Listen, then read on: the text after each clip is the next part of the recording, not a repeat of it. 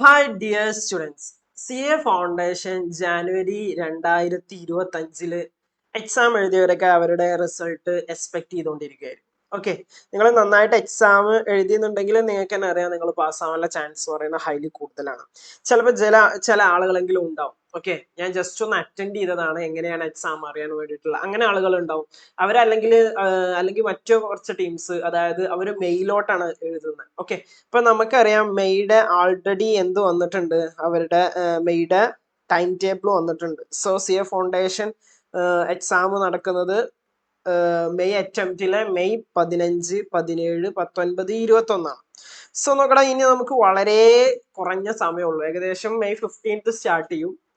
So ഇപ്പൊ ഈ ഒരു ഫെബ്രുവരി ഗോയിങ് ടു എൻഡ്, ഏകദേശം അവസാനിക്കായി. പിന്നെ മാർച്ച്, ഏപ്രിൽ, അതായത് നമുക്കൊരു ഫസ്റ്റ് 2 months മാത്രമേ എന്ത് ചെയ്യാനുള്ളൂ, പഠിക്കാനുള്ളൂ. ഓക്കെ, സോ പ്രിപ്പറേഷൻസ് നമ്മൾ ഇപ്പോഴേ സ്റ്റാർട്ട് ചെയ്യേണ്ടതുണ്ട്. ഓക്കെ, അല്ലെങ്കിൽ ഇതിന്റെ സമയം അതിക്രമിച്ചിട്ടുണ്ട്. ഓക്കെ, സോ നമ്മളുടെ പ്ലാൻ എന്ന് പറയുന്നത് 2 months ആണ്. ഓക്കെ, ആർക്കാന്ന് ഞാൻ ആൾറെഡി പറഞ്ഞു. ഒന്നല്ലെങ്കിൽ ജാനുവരി അറ്റംപ്റ്റിൽ ഫെയിൽ ആവുമെന്ന് തോന്നുന്ന ആളുകള്, അല്ലെങ്കിലോ അടുത്ത അറ്റംപ്റ്റിലോട്ട്, മെയ് അറ്റംപ്റ്റിലോട്ട് നോക്കുന്ന ആളുകൾക്ക് വേണ്ടിയിട്ടുള്ള ഒരു വീഡിയോ എന്ന് പറയുന്നത്.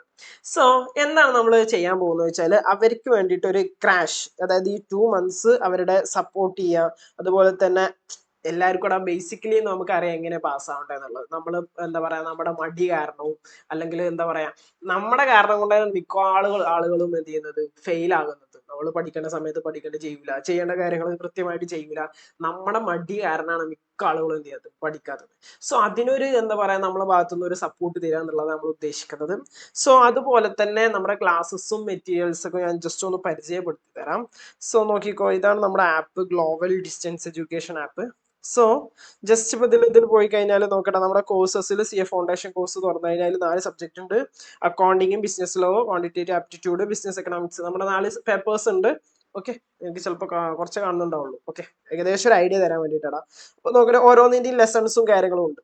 അഡീഷണലി നമ്മൾ നോക്കട്ടെ വർക്ക്ഔട്ട് ചെയ്യേണ്ട പ്രോബ്ലംസ്. ഫോർ എക്സാമ്പിൾ ഞാൻ പറഞ്ഞുതരടാ, നമ്മുടെ ടെസ്റ്റില് ഇപ്പൊ പേപ്പർ 3 വന്നു കഴിഞ്ഞാൽ നമുക്കറിയാം, ടെസ്റ്റിലിടെ എല്ലാം നമ്മൾ ചെയ്തിട്ടുണ്ടെന്നുണ്ടെങ്കിൽ, ടെസ്റ്റിൽ നമ്മൾ എല്ലാ ക്വസ്റ്റ്യൻസും വർക്ക്ഔട്ട് ചെയ്തിട്ടുണ്ടെന്നുണ്ടെങ്കിൽ എക്സാം നമുക്ക് സിമ്പിളായി പാസ്സാവുന്നതേ ഉള്ളൂ.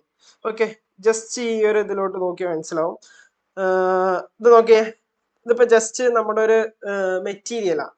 സോ ഈ ഒരു മെറ്റീരിയൽ നോക്കിയടാ, എന്താ ഫുൾ നമ്മുടെ ടെക്സ്റ്റ് ബുക്കിലെ എല്ലാവിധ എന്ത് ചെയ്തിട്ടുണ്ട്, every questions and answer, objective types. ഇത് നമ്മുടെ ഒരു ഇതിൽ ചേരുന്നവർക്ക് മാത്രമല്ല കേട്ടോ.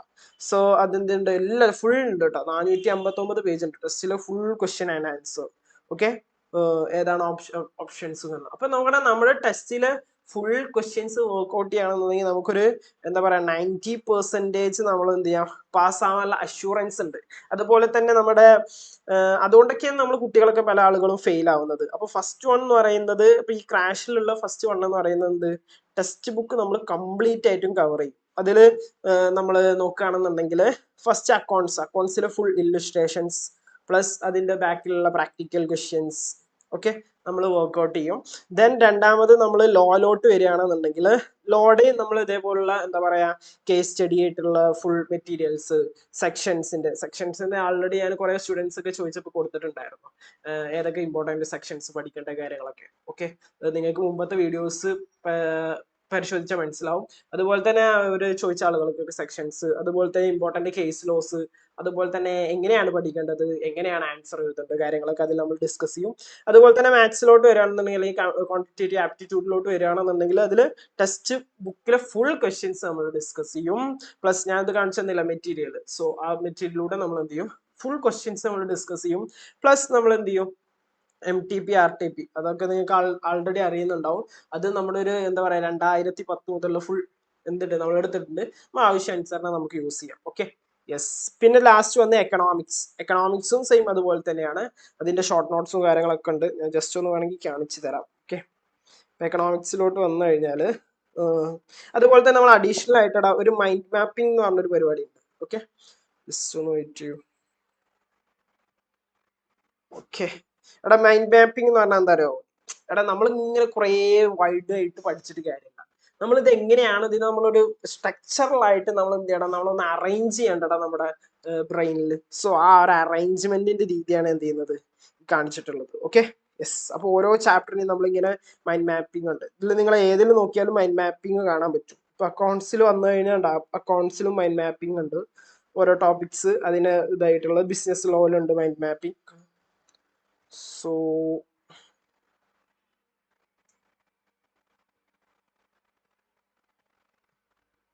ജസ്റ്റ് ലോഡ് ആയിക്കൊണ്ടിരിക്കുന്നു.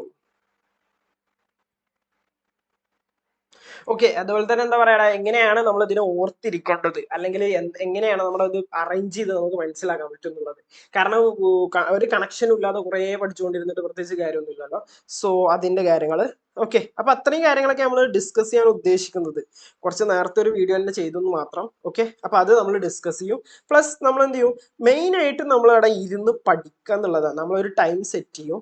ഓക്കെ, നമ്മൾ ടൈം സെറ്റ് ചെയ്തിട്ട് ഓരോ ടോപ്പിക്കും ഏതൊക്കെയാണ് ഓരോ ദിവസം പഠിപ്പിക്കേണ്ട ടോപ്പിക്സ് കാര്യങ്ങളൊക്കെ നമ്മൾ എന്ത് ചെയ്തു സെറ്റ് ചെയ്ത് തരും. നിങ്ങൾ അത് മാത്രം എന്താണ് പറഞ്ഞു ചെയ്ത് അത് അന്നൊക്കെ തീർത്താൽ മതി. ഓക്കെ, പാസ്സാകുന്ന കാര്യം നമ്മൾ ഏറ്റെടുത്തു. കാരണം നിങ്ങൾ നിങ്ങളുടെ സൈഡ് ചെയ്ത് കഴിഞ്ഞാൽ പാസ്സാവുക എന്നുള്ളത് എന്ത് ചെയ്യും, നമ്മൾ ഏറ്റെടുത്തു. ഓക്കെ, സോ നിങ്ങളെ കൃത്യമായിട്ട് പഠിക്കേണ്ടത് പോലെ പഠിക്കുക എന്നുള്ളത്. ഓക്കെ, നിങ്ങൾ നോക്കി നോക്കട, ഈ ഫെയിൽ ആവുന്ന ആളുകൾ, ഇപ്പൊ സപ്പോസ് അക്കൗണ്ട്സിൽ ഫെയിൽ ആവുന്ന ആളുകൾ അവർ കംപ്ലീറ്റ് ഇല്ലുസ്ട്രേഷൻ ചെയ്തിട്ടുണ്ടാവില്ല, കംപ്ലീറ്റ് പ്രാക്ടിക്കൽ ക്വസ്റ്റ്യൻ ചെയ്തിട്ടുണ്ടാവില്ല. ഓക്കെ, MTP RTP കൂടി ഇതിന്റെ രണ്ടെണ്ണം എന്താ പറയാ, അതായത് സ്വന്തമായിട്ട് എന്ത് ചെയ്തിട്ടുണ്ടാവില്ല. ചില ആളുകളൊക്കെ അക്കൗണ്ട്സ് ഒക്കെ പഠിക്കുന്നത് എങ്ങനെയാണ്, ജസ്റ്റ് നോക്കും, അവര് കുറെ എൻട്രീസ് എന്ത് ചെയ്യും മനസ്സിലാക്കി വെച്ചിട്ടുണ്ടാവും. അവർക്ക് നല്ല അത്യാവശ്യം കൺസെപ്റ്റ് ഒക്കെ ഉണ്ടെന്ന് ശേഷം ഇല്ലുസ്ട്രേഷൻസ് നോക്കും, അതിങ്ങനെ ചെയ്യാം അതങ്ങനെ ചെയ്യാം, ഇപ്പുറത്തോട്ട് വിടും, അടുത്ത ഇല്ലുസ്ട്രേഷൻ നോക്കും. അങ്ങനെയല്ല അക്കൗണ്ട്സ് പഠിക്കേണ്ടത്. അക്കൗണ്ട്സ് എങ്ങനെ പഠിക്കേണ്ടത്, ഒരു ചാപ്റ്റർ എടുക്കുക, ഇല്ലുസ്ട്രേഷൻ നമ്മൾ ക്വസ്റ്റ്യൻ വായിക്കുക, കംപ്ലീറ്റ് ആയിട്ട് നമ്മൾ ചെയ്ത് നോക്കുക. അങ്ങനെ എല്ലാ ഇല്ലുസ്ട്രേഷനും ചെയ്ത് കഴിഞ്ഞാൽ, അതുപോലെ തന്നെ എല്ലാ പ്രാക്ടിക്കൽ ക്വസ്റ്റ്യൻ ചെയ്ത് ഇവിടെ ഒരാൾ ഫെയിൽ ആവില്ല, പിന്നെ അയാൾ ഫെയിൽ ആവാൻ വേണ്ടിയിട്ട് കഷ്ടപ്പെടേണ്ടി വരും. ഓക്കെ, അത് ചെയ്യുന്നില്ല എന്നുള്ളതാണ് എന്ത് ഫെയിൽ ആവാനുള്ള കാരണം എന്ന് പറയുന്നത്. ഓക്കെ, അപ്പൊ നമ്മുടെ പാട്ട് ചെയ്യാത്തതുകൊണ്ടാണ് എന്ത് ചെയ്യുന്നത് ആക്ച്വലി ഫെയിൽ ആവുന്നത്. അത് ICAനെ കുറ്റം പറഞ്ഞിട്ടോ അല്ലെങ്കിൽ CA ടഫ് ആണെന്നൊന്നും പറഞ്ഞിട്ടോ ഒരു കാര്യമില്ല. ഓക്കെ, CA ഫൗണ്ടേഷൻ ഒന്നെന്ന് പറയുന്നത് content vice may be CA എന്താണ് വാസ്റ്റ് ആണ്, പക്ഷെ അല്ലാത്ത കേസസ് ഒക്കെ എങ്ങനെ നോക്കി കഴിഞ്ഞാലും അത്ര എന്തല്ല വാസ്റ്റും എന്താ പറയുക ടഫായിട്ടുള്ള നമുക്ക് മനസ്സിലാവാത്ത കുറെ കാര്യങ്ങൾ ടേംസൊന്നും ടെർമിനോളജീസ് ഒന്നും എവിടെയില്ല CAയിലില്ല. ഓക്കെ, സോ നിങ്ങൾക്ക് ഈ ഒരു അറ്റംപ്റ്റ് ഫെയിൽ ആവും നിങ്ങൾക്ക് തോന്നുകയാണെന്നുണ്ടെങ്കിൽ നിങ്ങൾ ഇപ്പോഴേ തുടങ്ങാം. ഇതിലോട്ട് മെയ് 2025 ഓക്കെ, മാർച്ച് 1 മുതലായിട്ട് അതിന്റെ എന്ത് ചെയ്യും എക്സാം രജിസ്ട്രേഷൻ പോർട്ടൽ ഓപ്പൺ ആവും. 15th വരെയാണ് എനിക്ക് തോന്നുന്നത് അതിന്റെ ലാസ്റ്റ് ടൈം.